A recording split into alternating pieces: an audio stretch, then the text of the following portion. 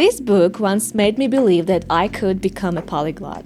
Kato Lomb, How I Learn Languages, is the reason I fell in love with language learning. I first found it at school and it inspired me so much that later I chose to study linguistics at university. I speak several languages, I'm learning my 7th language, and in this video I'm gonna share what I still find inspiring and what I don't completely agree with anymore. Kato Lomb herself was a true legend. She studied around 28 languages, could speak around 16 of them fluently enough to work as a professional interpreter, even a simultaneous interpreter, which was extremely rare back then, especially for a woman. She mentions that she was no talent for languages. She started learning in her adult years and proves that progress comes from interest and time, not from being gifted. She even puts it into a formula: time spent plus interest equals result. She says that there is no magic pill for learning a language. People often tell me, oh, you just have a talent for languages. But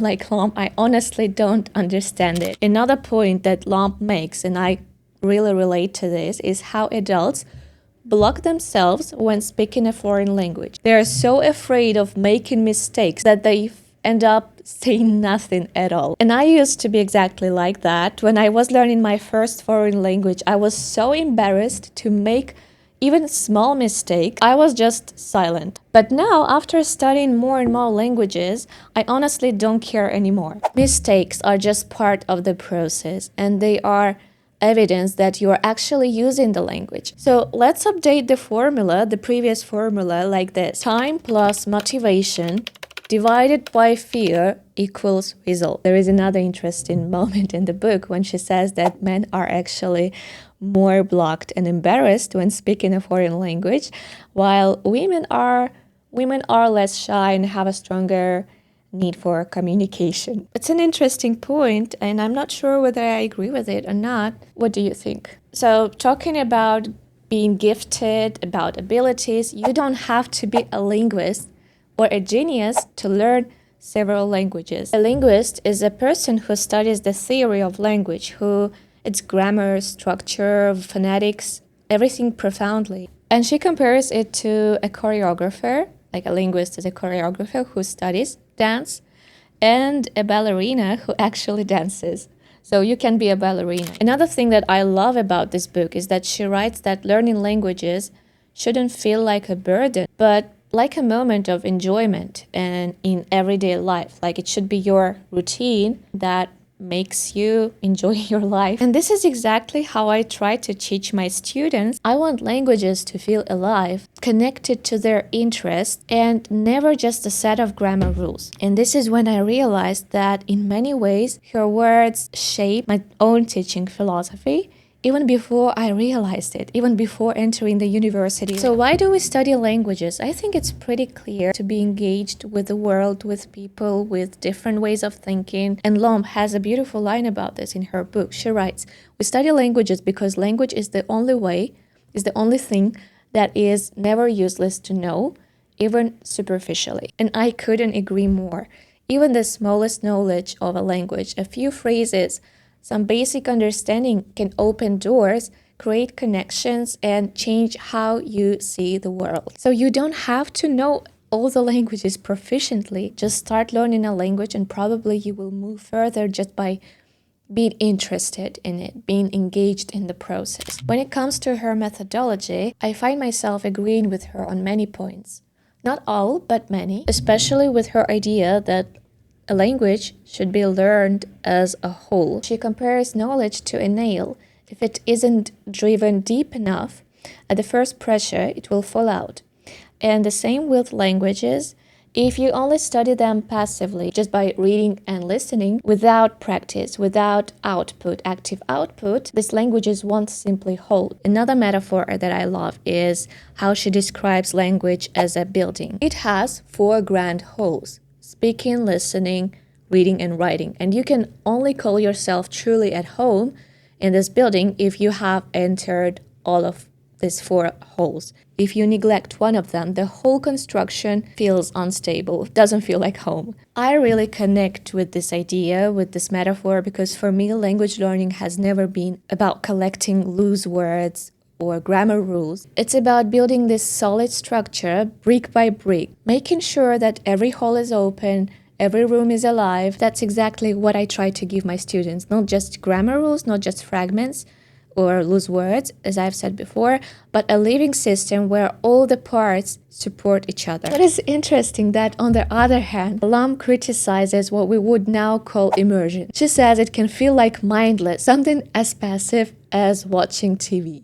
For her, real language learning for adults should rely on conscious effort, logical thinking, and deliberate practice. Which is right, because adults don't actually learn like children. We can't just be thrown into a new English-speaking or any other language-speaking environment and expect that our brain will absorb everything the way a toddler does. It won't work like that, because we're not toddlers, we're not babies anymore. But at the same time, reducing immersion to something passive or thoughtless feels very unfair. From my own experience, immersion is one of the most powerful tools that we have, like watching movies, watching podcasts, listening to music, surrounding yourself with the language. It isn't about switching your brain off. It's about letting these language patterns, sink in naturally, and then reinforcing them in conscious practice. So while I understand her skepticism, I think immersion is not the enemy of conscious learning. It's its strongest ally. Together, they create a great balance for adults when they learn languages. Logic gives you structure, immersion gives you life. Lomb talks a lot about vocabulary in this book, how we should learn it, how we shouldn't learn it. She criticizes this old form of learning languages, of learning vocabulary, two-column method, where we write a word in one column and its translation in another column next to it. And I criticize it as well, because if we learn the words this way, they will stay isolated, they will be detached from the real usage. So what you should remember is that words don't live alone. They live in context, they live in collocations, they live in phrases, not alone. But then at the same time, she defends the method that is called the dictionary method. It's about simply learning words straight from a dictionary. I don't understand this method, I don't think it's effective. Of course, dictionaries are essential. It's a great, great tool. But again, they strip words away from life. They're not in context, they're not in real usage. And I agree with Lomb that the more energy we invest in searching for the right meaning using a dictionary, the stronger the effect of learning the language, of memorizing the vocabulary. I agree with it. It's definitely true. So what's the best way to work with a dictionary? For me, it's not about copying ready-made examples or cramming lists of words. It's about taking a word, writing it down in your notebook, and immediately creating a sentence with this word, your own sentence, your own example with it.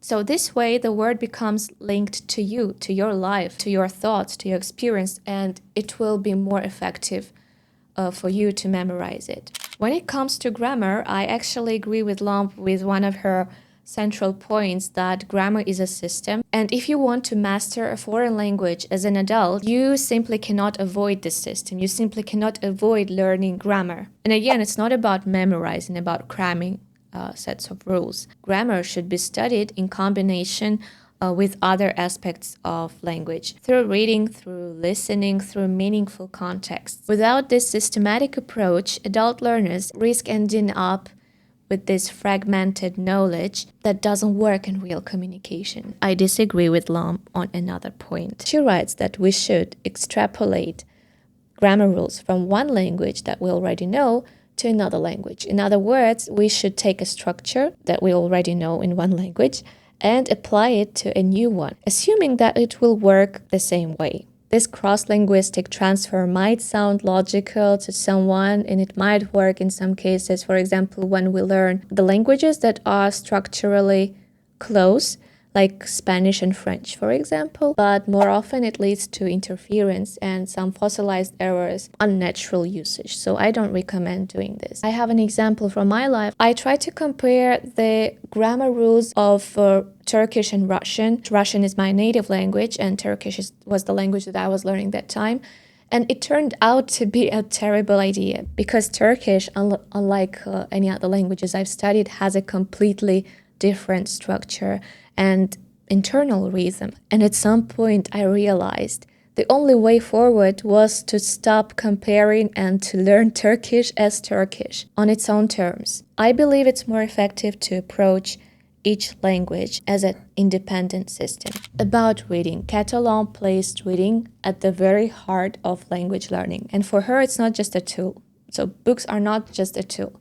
It's the ultimate source of knowledge. And I see why she emphasized the importance of reading books so much, because back in her time, learners didn't have this instant access to podcasts, to YouTube, to online learning apps as we do. Books were the most reliable way to immerse yourself in a language.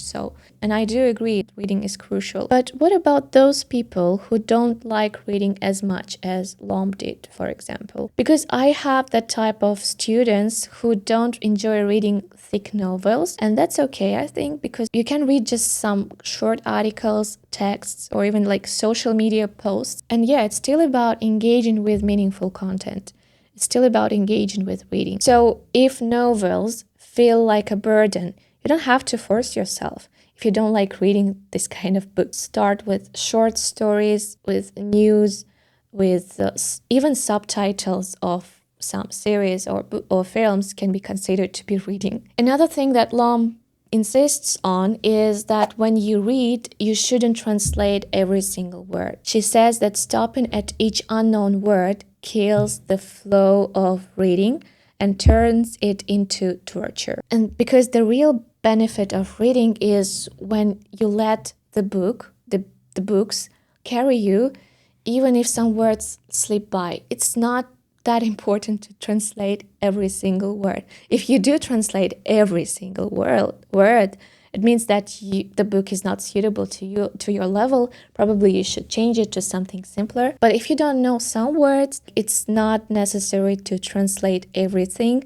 You can just instead try to figure out the meaning through your mental effort. This moment of discovery when you realize what this word means can bring you this joy of, like cracking a puzzle or something. So it's even more satisfying, and this satisfaction gives you the opportunity to learn, to memorize the word more effectively. So when I read in a foreign language, I don't aim for translating every single word for a perfect translation. I don't actually translate. I just aim for understanding the story and understanding the characters, the message. I do write down some collocations that I find useful, interesting. I write them down in Quizlet. This is the app that I use for learning words. There is another interesting point that I don't really share. She writes that the best textbooks, are written in the learner's native language. I can understand her point because back in her time, the most popular and even the most logical approach was that kind of approach when you used your native language to clarify the explanation. Probably it was the safest way to avoid confusion. But today, modern research shows the opposite, in my own experience as well. I work with Cambridge and Oxford textbooks, and most of my students are Russian speakers. And these books are not in Russian, so we don't use the mother tongue. And yet, they are extremely effective. In fact, I almost never switch to Russian when I teach in class. And this is what some studies in second language acquisition say. Early and consistent exposure to the target language helps learners think directly in it instead of constantly translating in their heads. Also, these modern textbooks are created by qualified specialists. They are built on solid methodology with a very clear and logical structure system. So this makes them accessible even for beginners without the need for constant translation into your native language. So while I respect her perspective as a reflection of her time, I believe the most effective textbooks are those that immerse learners in the language, in the target language from the very start. So we've just talked about reading textbooks and learning grammar, vocabulary, but none of these tools will really work without consistency. That's where discipline comes in. Of course, motivation is important, and she emphasizes it again and again in her book. She writes that language learning works best when it's connected with your genuine interest, when you approach it through things that you really like doing, that you enjoy doing, and I completely agree with her. Of course, if you are curious, if you love the content that you absorb, you will naturally spend more time with the language. You won't force yourself. Relying only on motivation is a bad idea. Motivation comes and goes. Some days you feel inspired, other days you don't. That's why I believe in the power of self-discipline. So you need to make learning a habit. How do you actually do this? For me, the answer is small, regular steps. Over time, these little routines, these little steps will become as natural as brushing your teeth. This is how I actually feel about learning French or Spanish or any other language. So motivation brings you to the language. Discipline keeps you there, and patience allows you to see the results, some lasting results. Kato Lomb also writes about some easy and difficult languages, and there is the stereotype that English is really easy, like it's the easiest language to learn, and Chinese is labeled as impossibly hard. But if we look closer, we will see that it's a misconception, because let's take English. The grammar is relatively simple, but then we face a jungle of phrasal verbs, idioms, multiple meanings of the same word. We realize that it's not as simple as everybody thinks it is. For instance, the verb turn can branch into dozens of expressions like turn up, turn down, turn over, and each must be learned in context because their meanings can rarely match the logic of our native language. Is English that easy? Probably at the beginning, but then when you reach a certain level, it doesn't seem to be so easy. And on the other hand, Chinese is often feared because of its writing system, but once you go deeper, you find a strong internal logic. Every character carries meaning, often connected to visual roots, and once you recognize these patterns, the system begins to make sense. And that leads to her central point about the difficulty of languages. Talking about languages as easy or difficult is misleading because every language balances its challenges and advantages, and what you lose in one area, you gain in another area. So instead of asking which language is easier, a much better question is which language inspires me more to keep learning. Because when you choose a language that you genuinely love, its so-called difficulties turn into puzzles that you actually want to solve. An uncorrected mistake is a disaster. And this is why we need a teacher. Because if we keep repeating the same mistake, it just doesn't stay, but it becomes stronger, it becomes fossilized. And later, unlearning this mistake, unlearning this wrong form is even harder than learning it right from the beginning. So this is why the best way to study is to study with a teacher. A good teacher notices the things that you don't notice. Their feedback and correction can save you hours or even months of relearning. In a way, a teacher is like a compass who makes sure you're not heading in the wrong direction, the wrong way. She also mentions her personal experience in this book. She said that she found it easier to learn languages with female teachers because it was simpler for her to chat and build contact. This detail may sound funny, but there is a truth behind it, that you should find the teacher that you feel at ease with, because you will speak more, you will not be afraid to make mistakes, and this way you will learn faster. Also, she had to sign for Polish classes once, and instead of joining the beginners group, she went straight into the advanced one. She insisted on it, even though she didn't know the language at all, like a single word. And in her case, it worked because she is strongly motivated. She had no choice but to keep up with the rest of the group in spite of the pressure that she had.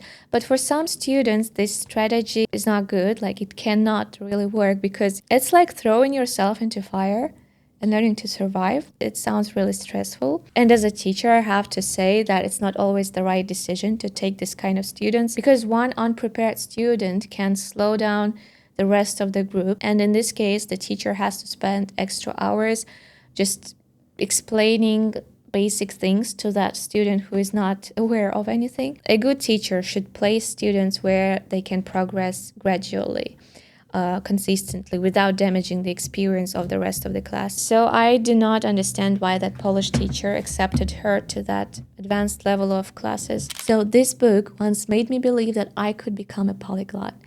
Honestly, it changed the whole course of my life because it inspired me to study linguistics.